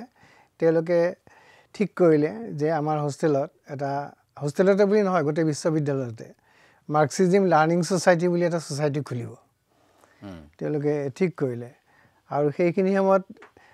ভাবিলে যে বিতৰ্কিত নোহোৱা মানুহ মই সকলোৰে কাৰণে গ্ৰহণযোগ্য মানুহ মই কাৰণ মোৰ তেনেকুৱা এটা ইমেজ আছিলে যে মই আজিও মোৰ সেইটো যে মই কোনো পক্ষৰ লগতে তেনেকুৱা ধৰণে নাথাকোঁ এটা নিৰপেক্ষ দৃষ্টিভংগীৰে থাকিবলৈ মই সকলো বিচাৰ কৰিবলৈ ভাল পাওঁ সেইটো স্যাৰ তেতিয়াৰ পৰা আছিল তেতিয়াৰ পৰা মোৰ তেনেকুৱা ধৰণৰ এটা ব্যক্তিত্ব বা তেনেকুৱা ধৰণৰ এটা পলিটিকেল কোনো ইজামে আপোনাৰ তেতিয়া কেতিয়াও কৰা নাছিলে মোৰ তেনেকুৱা এটা মানসিকতা আছিলে সেইকাৰণে তেওঁলোকে মাৰ্কচিজম ছ'চাইটি কৰিব খুজিছিলে তেতিয়া মই ক'লোঁ যে মাৰ্কচিজম ছ'চাইটি হ'লেতো মই নাযাওঁ এইকাৰণে প্ৰথমে নাযাওঁ যে মাৰ্কচিজমৰ বিষয়ে মোৰ প্ৰথমতে ইমান জ্ঞানে নাই যে মাৰ্কচিজমক সঁচাকৈ সমৰ্থন কৰিব লাগে নে নালাগে তাৰ আগতে মাৰ্কচিজম ছ'চাইটি বুলি এটা সংগঠনলৈ মই কিয় যাম মই তেনেকৈ ক'লোঁ তাৰপিছত বহুত তৰ্ক বিতৰ্কৰ পিছত ঠিক কৰা হ'ল যে তেওঁলোকে যদি মাৰ্কচিজম লাৰ্ণিং ছ'চাইটি কৰি দিয়ে তেতিয়াহ'লে মই তাৰ প্ৰেছিডেণ্ট হ'বলৈ ৰাজি আছোঁ আৰু তেতিয়া মানে মাৰ্কচিজম লাৰ্ণিং ছ'চাইটি কৰা হ'ল সেই ছ'চাইটিখনৰ নাম আৰু তাত মোক সভাপতি হিচাপে পাতিলে মই ভাবিলোঁ এনেকুৱা মোৰ যুক্তিটো এনেকুৱা আছে যে পিটিদিয়া মাৰ্কচিজমে হওক বা যিয়ে নহওক কিয় সকলো বিষয়ৰে জ্ঞানৰ প্ৰতি মোৰ কৌতূহল আছে গতিকে মাৰ্কচিজমৰ বিষয়ে মই জানিব খুজিছোঁ গতিকে সেইখন ছ'চাইটিয়ে যদি মোক জানিবৰ কাৰণে সুবিধা দিয়ে তাৰ সভাপতি বা তাত মই যোগদান কৰাত মোৰ একো আপত্তি নাই গতিকে মাৰ্কচিজম লাৰ্ণিং ছ'চাইটিৰ মই সভাপতি হ'লোঁ তাতে কিছুদিনৰ কাৰণে আৰু এটা ঘটনাৰ কথা কৈছিলে দ্বিতীয় ঘটনাটো হ'ল কি যে সেইখিনিত মোক মানে মই এটা সন্দেহৰ বাহিৰৰ মানুহ মোক কোনেও তাতে আৰু মাৰ্ক্সবাদী বুলি বা নক্সাৰ লগত সম্পৰ্ক থকা লোক বুলি কোনেও নাভাবে সেই ভাৱমূৰ্তিটো তেওঁলোকে হয়তো ব্যৱহাৰ কৰিব খুজিছিলে বুলি ভাবে নেকি আপুনি এতিয়া তেনেকুৱা হয়তো হ'বও পাৰে তাত কি হৈছিলে এবাৰ মানে আত্মগোপন কৰি থকা মাৰ্ক্সবাদী নেতা এগৰাকী পশ্চিমবংগৰ বিশ্ববিদ্যালয়লৈ আহিছিলে তেওঁ আত্মগোপন কৰি হয়তো আহিছিলে তাতে তেওঁক ৰাখিবলৈ ঠাই নাছিলে গতিকে এদিন নে দুদিন তেওঁ মোৰ ৰুমত থাকিবলগীয়া হ'ল সেই মানুহগৰাকী আৰু তেতিয়া তেওঁৰ লগত মোৰ মানুহজনৰ মই নামটো নকওঁ এতিয়া তেওঁ এজন প্ৰখ্যাত মানুহে এই মানে তেনেকৈ তেওঁৰ লগতো মই কথা পতাৰ এটা সুযোগ পালোঁ বা তেওঁৰ জীৱন ধাৰণ মই দেখিলোঁ দেখাৰ পিছত মোৰ কোনো লেখাত সেইবিলাক কথা মই উল্লেখো কৰিছোঁ আৰু এই যে হৃদয় কথাৰ কথা ক'লোঁ এইটো শৈশৱলৈ আছে গতিকে ইয়াৰ দ্বিতীয় খণ্ড ওলাব এই দ্বিতীয় খণ্ডত মোৰ কলেজীয়া জীৱনটো থাকিব গতিকে কলেজীয়া জীৱনত অন্য যিবিলাক মোৰ সম্পৰ্ক হৈছিলে মানুহৰ লগত সেয়া নাৰীয়ে হওক বা পুৰুষেই হওক বা নক্সালৰ লগত হওক বা সেইখিনি সময়ত বহু হিপ্পিৰ লগত আমাৰ হিপ্পি কালচাৰ এটা আহিছিলে সেইখিনি সময়ত গতিকে হিপ্পিৰ লগত যিটো সম্পৰ্ক হৈছিলে সেই সম্পৰ্কৰ লগত মই দ্বিতীয় খণ্ড থাকিব এই দ্বিতীয় খণ্ডত মই সেইবিলাক কথা যে মাৰ্কচিজম লাৰ্ণিং ছ'চাইটি বা মাৰ্ক্সবাদৰ প্ৰতি মোৰ কি ধাৰণা হ'ল তাৰপিছত ঠিক এনেকুৱা ধৰণৰ কথাবিলাক তাত থাকিব এই দ্বিতীয় খণ্ডত হৃদয় কথাৰ আৰু সেই হৃদয় কথা মই 1 জানুৱাৰীৰ পৰা লিখিবলৈ আৰম্ভ কৰিম বুলি ভাবিছোঁ দ্বিতীয় খণ্ডটো আমাৰ ছাৰ সময় খুব বেছি নাই গতিকে আমি ভাল কথা ইমান সোনকালে যে সময় যাব মই ভবাই নাছিলোঁ চমুকে আমি কেইটামান কথা তথাপি মই দৰ্শক জনোৱাৰ চেষ্টা কৰিম এটা বিষয় আমি এতিয়াও আলোচনা কৰা নাই সেইটো হ'ল এখন অসমীয়া উপন্যাস সাহিত্যত এখন ব্যতিক্ৰমী আৰু বোধকৰো অভূতপূৰ্ব বুলিয়েই ক'ব পাৰি যিটো তাৰ বিষয়বস্তু বা কণ্টেণ্ট অনুৰাধাৰ দেশ আৰু সাধাৰণতে দেখা যায় যে এগৰাকী লেখকে প্ৰথম নাটক বা প্ৰথম গল্প বা প্ৰথম উপন্যাস যিয়েই নিলিখক তেওঁৰ নিজৰ প্ৰতিচ্ছবিয়েই অংকন কৰে আবেগ ঢালি দিয়ে গতিকে তাত বাস্তৱ ঘটনা এটা লিখিবলৈ নিজতকৈ বাস্তৱ আৰু একো নাই পৃথিৱীত গতিকে আপোনাৰ প্ৰথম উপন্যাসখনো তাৰ পৰা ব্যতিক্ৰম নহয় কিন্তু অসমীয়া সাহিত্যত এইখন এখন ব্যতিক্ৰমী উপন্যাস কাৰণ এই তৈল খনন বা অসমৰ বাহিৰৰ পটভূমি এটাত মামনি বাইদেউ তেনেকুৱা কিছুমান উপন্যাস পাওঁ কিন্তু এই ছাবজেক্টটো লৈ পোৱা নাই আৰু এইটোত আপুনি এগৰাকী বিশিষ্ট অভিযন্তা হিচাপে প্ৰত্যক্ষভাৱে জড়িত আছিলে এই উপন্যাসখন ইয়াত মোৰ ধাৰণা হয় পঢ়ি যাওঁতে যে ইয়াত বেছিভাগ সঁচা কথাই আপুনি লিখিছে হয়তো উপন্যাসৰ স্বাৰ্থত আপুনি কিছু কল্পনাৰ আশ্ৰয় লৈছে কিন্তু কল্পনাতকৈ বাস্তৱ বেছি যেন লাগে আৰু সেইটোৱেই বোধকৰোঁ উপন্যাসখনৰ এটা ডাঙৰ সফলতা উপন্যাসখন মই কেইবাবাৰো পঢ়িছোঁ পঢ়ি সোমাই যোৱাৰ পিছত যেন আপোনাৰ সহযাত্ৰী হৈ বা এই কেৰেক্টাৰটোৰ নামটো ছাৰ কি আছিলে অৰুণাভৰ সতে যেন উৰিষ্যা বা ভুৱনেশ্বৰ সেই সাগৰৰ মাজত যেন আমি সোমাই গৈছোঁ এখন জাহাজৰ কথা কৈছে আপুনি সিহঁতে লংগৰ পেলাইছে সেইখন যেন আমাৰ চকুৰ আগত দেখিছোঁ এনেকুৱা ধৰণৰ ইমান এখন জল পট ভিজুৱেল চিত্ৰ এখন আঁকিছে উপন্যাসখনত সেই বিষয়ে অকণমান কওকচোন বেকগ্ৰাউণ্ড আৰু বহুতে সোধে মোক কোনোবাই কৈছেও যে ছাৰক পাৰিলে এইটো সুধিব যে সেই অনুৰাধা সঁচানে ছাৰৰ জীৱনত সেই প্ৰশ্নটোৰো উত্তৰ দিয়াকে আপুনি অকণমান কওকচোন প্ৰথমতে মোৰ এটা কথা ক'বৰ মন গৈছে যে মই জনাত মই যিখিনি জানো যে অফশ্ব'ৰ টেকন'লজি বা অফশ্ব'ৰ যিটো সমুদ্ৰত যিটো তৈল খননৰ অভিযান তাৰ ওপৰত লিখা উপন্যাস ভাৰতবৰ্ষত অকল অসমত নহয় ভাৰতবৰ্ষত এইখন প্ৰথম বুলি মই বহুতে কৈছে আৰু দ্বিতীয়খন তাৰ পিছতহে লিখিছে এইখন বঙালীত ওলাইছে বঙালী ধাৰাবাহিকভাৱে প্ৰকাশ হৈছিল আমাৰ অসমীয়া সাহিত্যই নহয় সমগ্ৰ অসমীয়া জাতিৰ কাৰণে মানে সমগ্ৰ ভাৰতবৰ্ষতে মই জনাত মানে এইখন মানে প্ৰথম মানে তৈল অভিযানৰ ওপৰত মানে কোনো উপন্যাস হোৱা নাছিলে সমুদ্ৰ গৰ্ভত তৈল অভিযানৰ ওপৰত গতিকে ইঞ্জিনিয়াৰ বহুত ওলাইছে কিন্তু তেওঁলোকৰ মাজত হয়তো ফণীন্দ্ৰদেৱ চৌধুৰীজন নাই কাৰণে কোনো হয়তো লিখিব পৰা নাই তাৰপিছত ONGC তৈল অভিযান বম্বে হাইৰ ওপৰত যিটো অভিযান আছে তাৰ ওপৰত লিখিছিলে বেলেগ এজন কিন্তু মোৰ উপন্যাসখনৰ পিছত সেইটো আমাৰ সৌভাগ্য বুলি ক'ব লাগিব যে এনেকুৱা এটা অধ্যায় যি আমি নাজানো সেই অধ্যায়টোত জড়িত এগৰাকী ব্যক্তি এগৰাকী ঔপন্যাসিক যেন গুচি গৈছে তালৈ আৰু যিটো যে বৰ্ণনাৰ কথাখিনি ক'লা বৰ্ণনাৰ কথাখিনি এইকাৰণে বিশ্বাসযোগ্য হ'ব যে এইবিলাকতো মই চকুৰ আগত তেনেকৈ 6 বছৰ পাৰ কৰি আহিছোঁ গতিকে মই সেই ডিটেইলছবিলাক মই জানো যে ক'ত কেনেকৈ কি ধৰণৰ হয় জাহাজখনত মানুহে কেনেকৈ ধৰণে থাকে বা কেনেধৰণে বন্দৰৰ কি কাৰুকাৰ্য সেই গোটেইবিলাকতো মই চাক্ষুষভাৱে সদায় দেখি থকা কথা আৰু আচলতে মই এতিয়া ভিজুৱেল ছবি আঁকিবলৈ যেন চেষ্টা কৰিছিলোঁ বৰ্ণনাবিলাক দিওঁতে সেইকাৰণে অন্য কোনো কিতাপৰ লগত সাদৃশ্য নাই সেইকাৰণে বহু সময়ত কি হয় লেখকসকলে অন্য কিতাপৰ পঢ়ি সেই ধৰণে বৰ্ণনাবিলাক দিবলৈ যায় কিন্তু মোৰ ক্ষেত্ৰত কি হৈছে মইতো এইবিলাক নিজেই দেখি আছোঁ গতিকে মই নিজে যেনেকৈ দেখি আছিলোঁ ঠিক তেনেকুৱা ধৰণে মই সদায় বৰ্ণনাবিলাক দিবলৈ চেষ্টা কৰিছিলোঁ সেইকাৰণে মানুহৰ মনতো মই ভাবোঁ সেই ছবিটো ফুটি উঠে বৰ্ণনাখিনি ছাৰ এনেকুৱা লাগে সেইখিনি এটা চৰিত্ৰ প্ৰতিষ্ঠা কৰিবলৈ তেওঁৰ চুলি এনেকুৱা তেওঁ এনে কথা কোৱা নাই আপুনি খুব স্বতঃস্ফূৰ্ততাৰে কৈ যাওঁতেই সেই মানুহজন আপোনাৰ ছিনিয়ৰ অফিচাৰ যিজনৰ লগত যোগাযোগ হৈছে বা অনুৰাধা সেই ছোৱালীজনীৰ ছবিখন ভিজুৱেলি আপুনি যিটো কৈছে সেইটো বৰ সহজ কথা নহয় সকলো আৰু বহু চৰিত্ৰ হয়তো অলপ ইফাল সিফাল কৰি তাত মানে উপস্থাপন কৰা হৈছে আৰু বহু অভিজ্ঞতা হয়তো অলপ ইফাল সিফাল কৰি উপন্যাসৰ খাতিৰত বা গোপনীয়তাৰ খাতিৰত যিখিনি কৰিব লাগে সেইখিনি বস্তু তাত কৰা হৈছে কিন্তু সেইবিলাকো যিহেতু মোটামুটি অভিজ্ঞতা দেখি থকা অভিজ্ঞতা বা উপলব্ধি কৰা এটা বিষয় সেইকাৰণে সেইবিলাকৰো মই ভাবোঁ এটা অথেণ্টিচিটি তাত আহিছে সেইটো এতিয়া অনুৰাধাৰ কথাটো চৰিত্ৰ বুলি ক'লে যে এইজনী অনুৰাধা আছিলে বুলি মই দেখুৱাই দিব নোৱাৰোঁ নহয় জানো কিন্তু মই আজি হয়তো এনেকৈ ক'ব পাৰিম মই যে অসীমা মোৰ পত্নী এতিয়া যে মই যিটো অনুৰাধাৰ কল্পনা কৰিছিলোঁ তাৰ লগত হয়তো অসীমাৰ বহুত মিল আছে কিন্তু সেই অসীমাক মই তেতিয়া লগেই পোৱা নাছিলোঁ নহয় জানো এইটো বিয়াৰ পিছতে লগ পাইছোঁ গতিকে তেতিয়া মই লগেই পোৱা নাছিলোঁ কিন্তু সকলো পুৰুষৰে মনৰ মাজত এক ধৰণৰ নাৰী থাকে মই ভাবোঁ এক ধৰণৰ নাৰীৰ এটা ভাৱমূৰ্তি এটা থাকে সেইটো তেওঁ হয়তো ধুনীয়া নহ'ব পাৰে কিন্তু ব্যক্তিত্বৰ মাজত হয়তো এনেকুৱা কিবা এটা থাকে যি আকৰ্ষণ কৰে আৰু তেনেকুৱা ধৰণৰ কল্পনা কৰি সেই বয়সত হয়তো মানুহে ভাল পায় যেনে সেই প্ৰিয় নাৰীৰ বিষয়ে আজি যদি ক'ব যায় মই ক'ম যে অনুৰাধা হয়তো অসীমা হ'ব পাৰিলেহেঁতেন সেইখিনি সময়ত আজি হয়তো অনুৰাধা অসীমাই কিন্তু সেইখিনি সময়তেতো মোৰ মনৰ যিটো কল্পনা আছিলে আৰু যিবিলাক নাৰীৰ মই তাৰ সম্পৰ্ক আহিছিলোঁ সেই গোটেইবিলাকক একেলগ কৰি এটা চৰিত্ৰ নিৰ্মাণ কৰা হৈছিলে গতিকে সেই চৰিত্ৰটোহে অনুৰাধা আছিলে এগৰাকী নাৰী এইজনী অনুৰাধা আছিলে বুলি মই ক'ব নোৱাৰোঁ কিন্তু এই কথা মই ক'ব নোৱাৰোঁ যে কোনো নাৰীৰ লগত মোৰ পাৰাদীপত সম্পৰ্ক নাছিলে তাতকৈ মই বেছি আৰু একো ক'ব নোৱাৰোঁ আমাৰ আপোনাৰ পুৰণি যিবোৰ আমাৰ হেৰি হয় পৌৰাণিক কথা বতৰা যিবিলাক ৰচনা হৈছে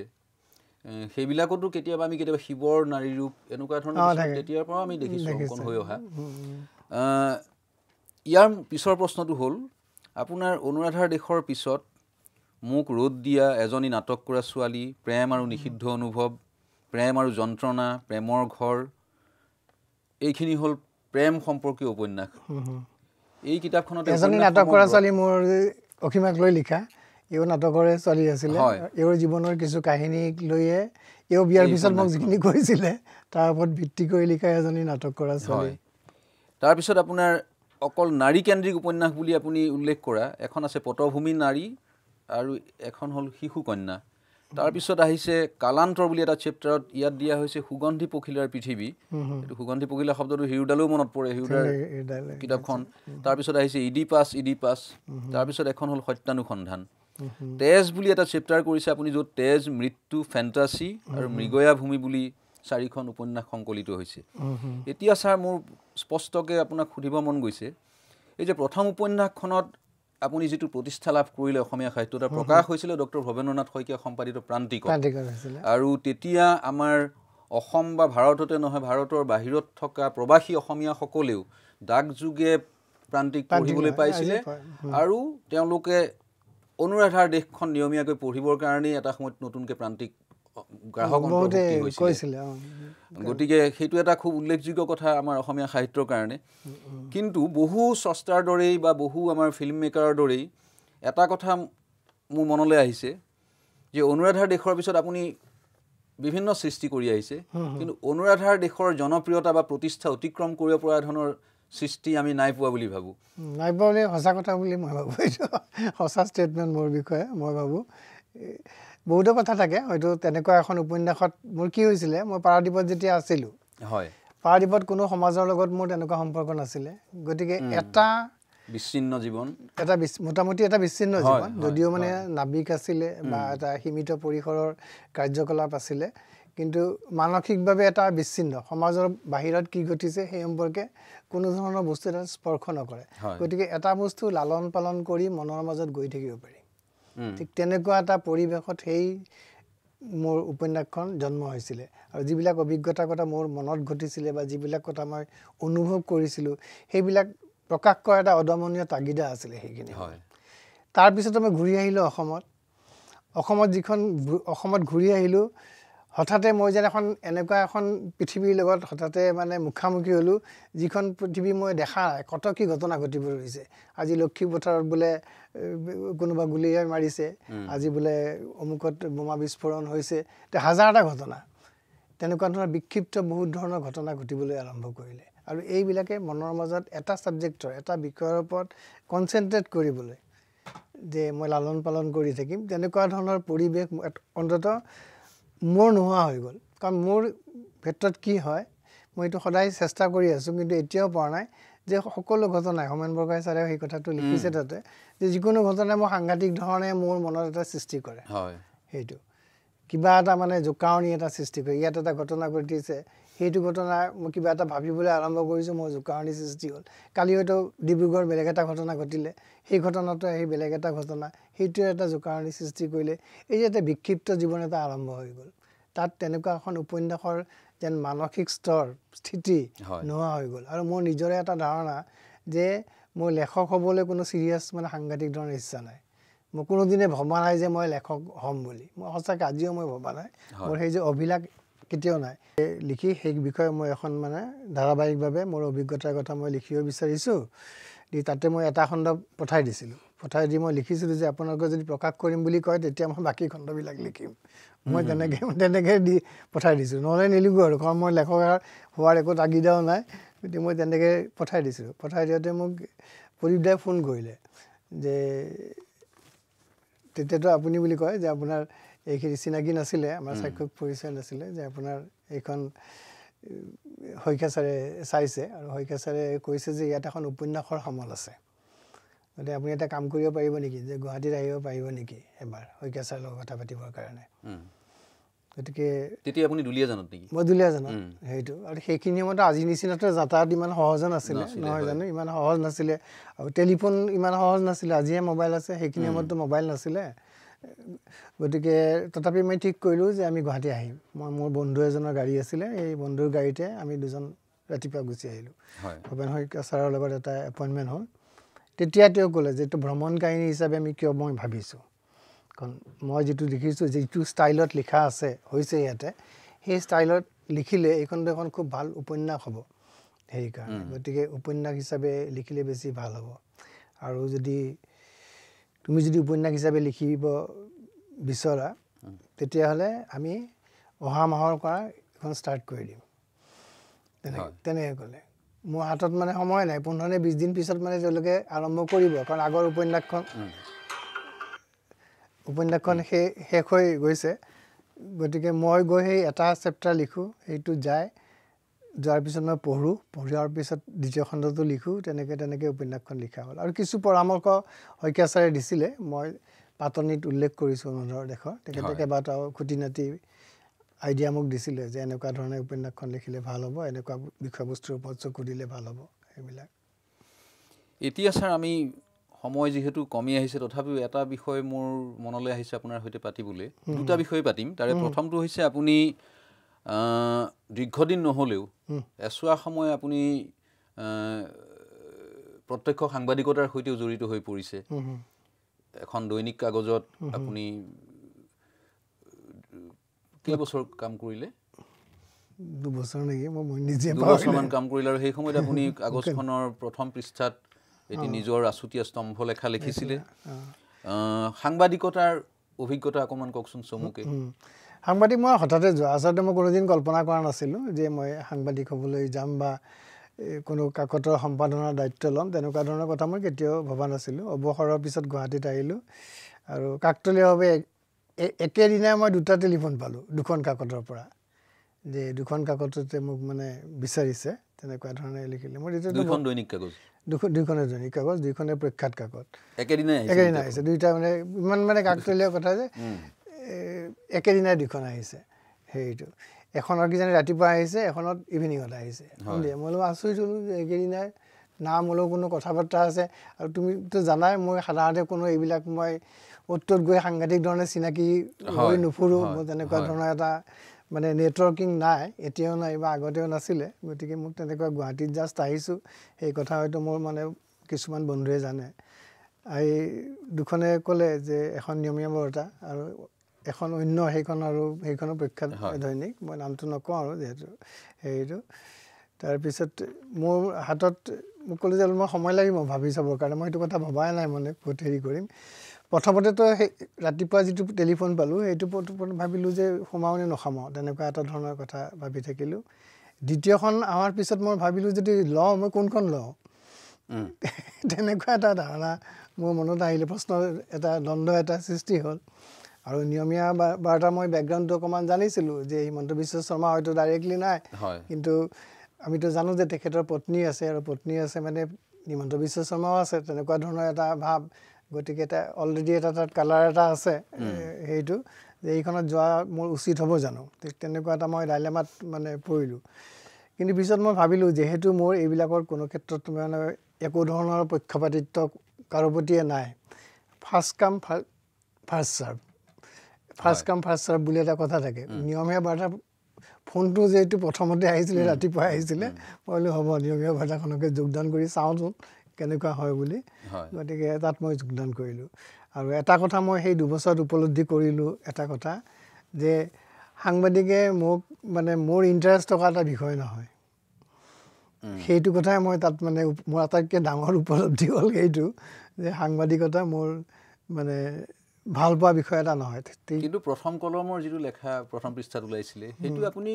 আন্তৰিকভাৱে লিখিছিলে না সেইটোতো আন্তৰিকভাৱে লিখিছিলোঁ আন্তৰিকে আছিলে সেইটো মানে মই আন্তৰিকভাৱে মই লিখাখিনিতো মই আন্তৰিকভাৱে লিখিছিলোঁ কিন্তু আজিকালি কি হৈছে যে বাতৰি কাকতবিলাক সাংঘাতিক ধৰণৰ মানে ৰাজনীতিক গুৰুত্ব দিব লগা হয় আৰু ৰাজনীতি বিষয়টো চামহাও মানে মোৰ প্ৰিয় বিষয় নহয় মোৰ প্ৰিয় বিষয় সেইটো নহয় মই যদিও মানে ৰাজনৈতিক প্ৰবন্ধ বহুত সময়ত লিখিছোঁ এনেকুৱা নহয় যে লেখক বা মানুহ ৰাজনীতিৰ পৰা বিচ্ছিন্ন হৈ থাকিব কিন্তু ৰাজনীতিৰ প্ৰতি ইণ্টাৰেষ্ট থকা বুলি যিটো কয় সেই ইণ্টাৰেষ্টটো মই মনৰ মাজত অনুভৱ নকৰোঁ আৰু মই সদায় জীৱনত যিটো বস্তুৰ প্ৰতি মোৰ ইণ্টাৰেষ্ট আছে সেইমতে মই চলিবলৈ চেষ্টা কৰি আছোঁ মোৰতো এনেকুৱা সাংঘাতিক ধৰণৰ এটা প্ৰয়োজন নাই যে এইটো মই কৰিবই লাগিব চাকৰি কালত এটা মই ভাল নাপালেও কিবা এটা কাম কৰিব লাগিব এইটো মোৰ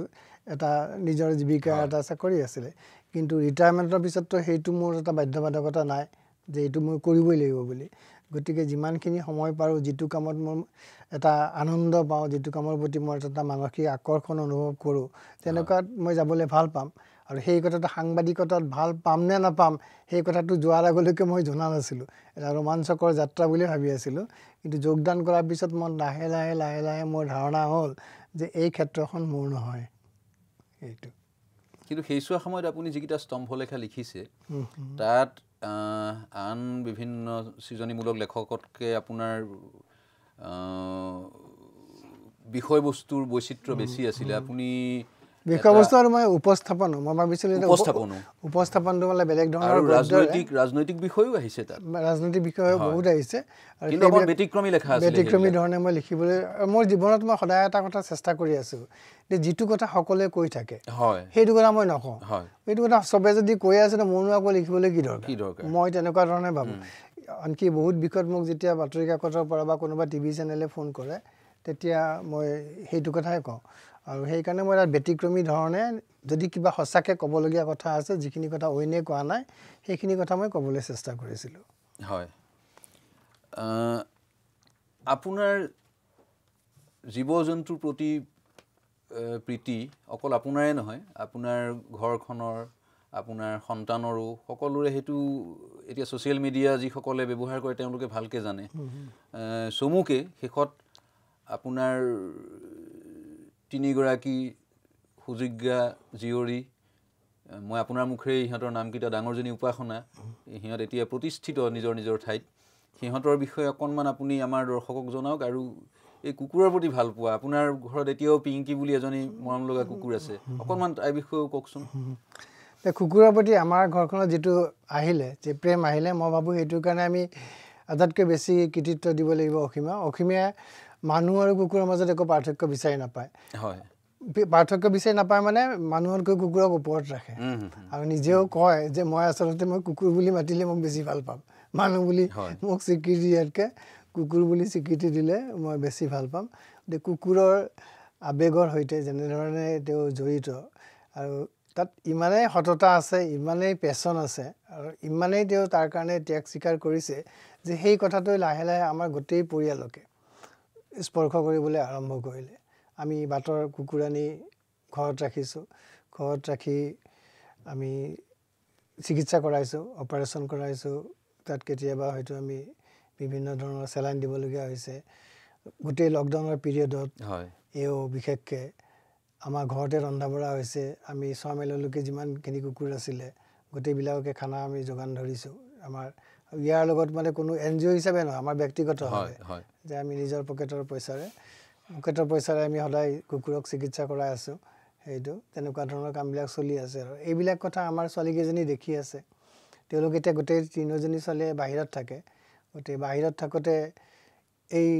কেইদিনো তেওঁলোকে নতুন বৰ্ষতো মানে এজনী ছোৱালীয়ে পালন কৰিব 3টা কুকুৰৰ সৈতে ইতিমধ্যে তেওঁলোকে নিজৰ ঠাইৰ পৰা সেই ঠাইলৈ ৰাওনা হৈছে হোটেল ভাড়া কৰিছে 3টা লগত লৈ গৈছে 3টা কুকুৰ মোৰ এজনী ছোৱালী উপাসনা গতিকে তেনেকুৱা ধৰণে আৰু মেঘনা বুলি যিজনী আছে তেওঁ তেনেকৈ বেংগলোৰত থাকে বেংগলোৰৰ ওচৰ পাজৰৰ যিখিনি কুকুৰ থাকে সেইবিলাকৰ লগত এনেকুৱা এটা সম্বন্ধ গঢ়ি উঠিছে যে তাতে খানা চানা দিয়ে আৰু তেনেকুৱা ধৰণে এজনী ছোৱালী গুজৰাটত তাইৰো সেই একে কথা গুজৰাটৰ ওচৰ পাজৰৰ কুকুৰক খানা দিবলগীয়া হয় সেইবিলাক কাম কৰি আছে আৰু ঘৰত এতিয়া আমাৰ পিংকি বুলি আছে পিংকি আমাৰ 3 নে 4 নম্বৰ কুকুৰ আচলতে আগৰকেইটা বয়স হ'ল অসুখ হ'ল তেনেকৈ এজাৰ তাকে ঢুকাই থাকিলে কোনোবা এটা কুকুৰ ঢুকাওঁতে আপুনি তাৰ স্মৃতিটো এটা লেখা লিখিছিলে লিখিছিলোঁ সেইবিলাকৰ বহুত কাহিনী আচলতে আছে সেইবিলাক সেইটো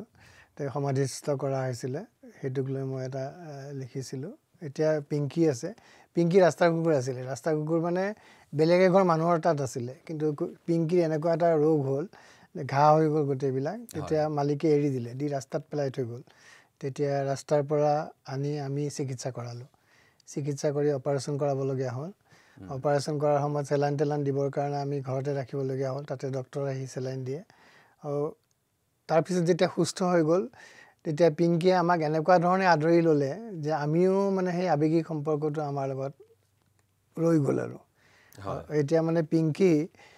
আৰু আমাৰ ছোৱালীৰ মাজত আমি বেলেগ একো পাৰ্থক্য দেখা নাপাওঁ সেইকাৰণে কোনোবাই যদি সোধে আমাৰ সন্তান কি আমি 4জনী ছোৱালী বুলি কওঁ 3জনীতো আমাৰ আছে আৰু পিংকিকো আমি আমাৰ ছোৱালী বুলিয়ে কওঁ গতিকে তেনেকুৱা এটা আমাৰ আৱেগিক সম্পৰ্ক মানুহৰ এতিয়া দেখা গৈছে লাহে লাহে আমাৰ অসমীয়া সমাজ জীৱনো এইবিলাক প্ৰভাৱিত হৈছে আগতে ইমান নিষ্ঠুৰ নৃশংস নাছিলে অসমীয়া সমাজ লাহে লাহে এইবিলাক সোমাইছে জীৱ জন্তুৰ প্ৰতি গছ গছনিৰ প্ৰতি মৰম দয়া স্নেহ ভাল পোৱা এইবিলাক যেন টুটি আহিছে তাৰ মাজত আপুনি বা আপোনাৰ পৰিয়ালটোত আপোনাৰ ছোৱালীকেইজনী মানে মই নেক্সট জেনেৰেশ্যন বুলি ধৰিছোঁ আহি থকা গতিকে সিহঁতৰ মাজত এইখিনি বিয়পাই দিয়াৰ কাৰণে অসীমা বাইদেউ বা আপুনি সেইটো বৰ আমাৰ সমাজৰ কাৰণে মন কৰিবলগীয়া বিষয়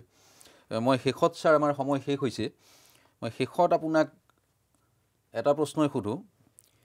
সেইটো হ'ল যদি আপুনি জীৱনটো পুনৰ আৰম্ভ কৰিবলৈ পায় তেতিয়াহ'লে আপুনি কৰিবলৈ হেঁপাহ কৰা 3টা কামৰ কথা কওক আৰু যি 3টা কাম আপুনি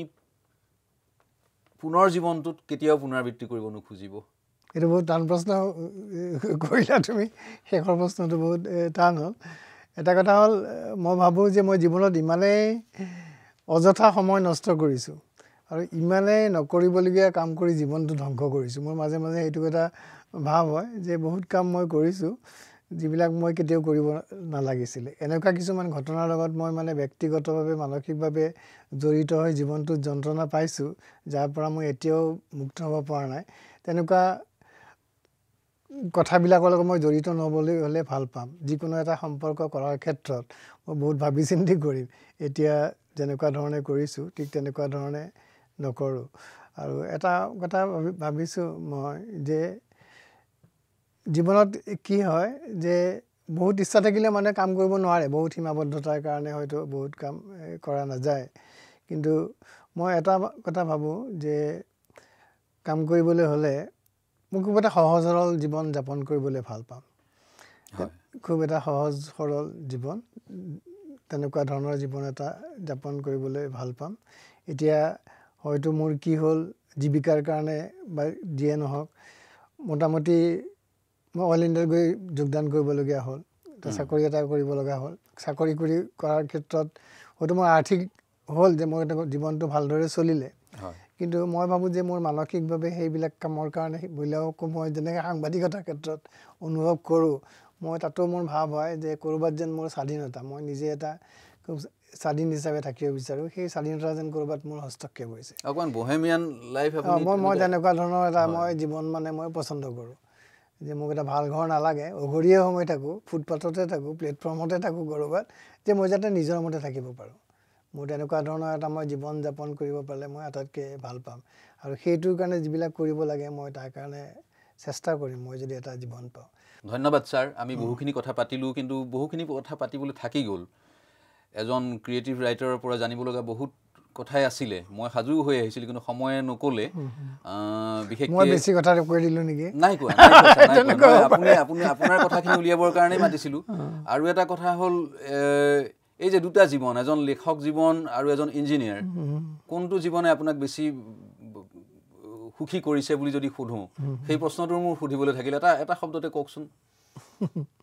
দুয়োটালৈ সাংঘাতিক মই সুখী নহয়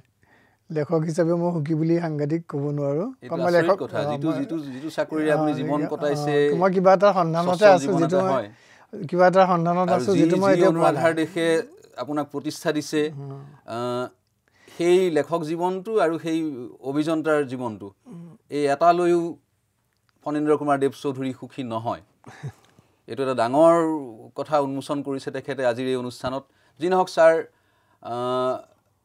এগৰাকী অনুভূতিশীল লেখক হিচাপে আপোনাৰ বহুখিনি কথা মই ভাবোঁ ঈশান নিউজৰ দৰ্শকক আমি জনাবলৈ সক্ষম হৈছোঁ ভৱিষ্যতে পুনৰ লগ পোৱাৰ প্ৰতিশ্ৰুতিৰে ছাৰ আপোনালৈ পুনৰ ধন্যবাদ জনাইছোঁ বহুত ধন্যবাদ ঈশান নিউজৰ দৰ্শকসকলৈ মই বিদ্যুৎ কুমাৰ ভূঞাই পুনৰ নমস্কাৰ জনাই আমাৰ কথা প্ৰসংগ আজিলৈ ইমানতে সামৰণি মাৰিছোঁ ধন্যবাদ নমস্কাৰ